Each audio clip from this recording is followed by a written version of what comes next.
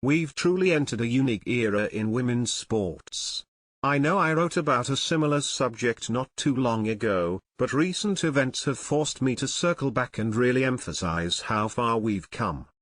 We've truly entered a unique era in women's sports. I know I wrote about a similar subject not too long ago, but recent events have forced me to circle back and really emphasize how far we've come. Two occasions in the past couple of months have hammered this home. The first was at the Alberta Schools Athletic Association High School Basketball Provincial Championships in March. As a former sports reporter, I have been to all different sports events in this community.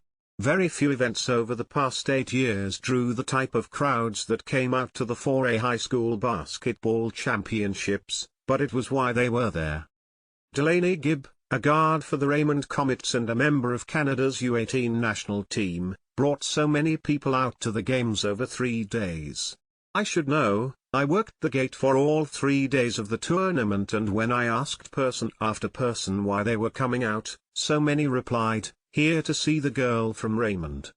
The Lindsay Thurber gym was packed to the rafters for the final on the Saturday when Raymond played, and even at their game Friday at RDP, there weren't very many empty seats.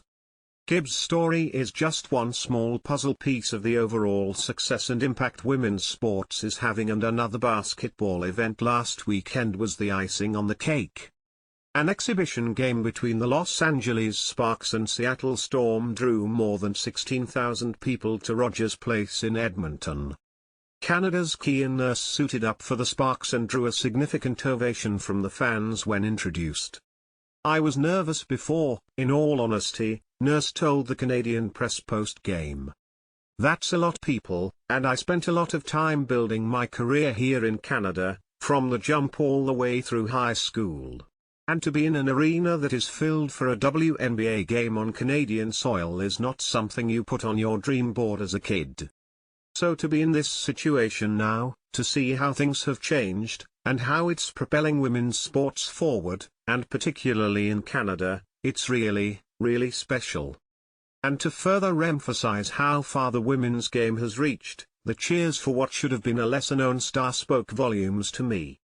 The second overall pick in the WNBA draft, behind Iowa's Caitlin Clark, Stanford's Cameron Brink got one of the bigger ovations of the night, showing the depth of knowledge Canadian fans have of the women's game.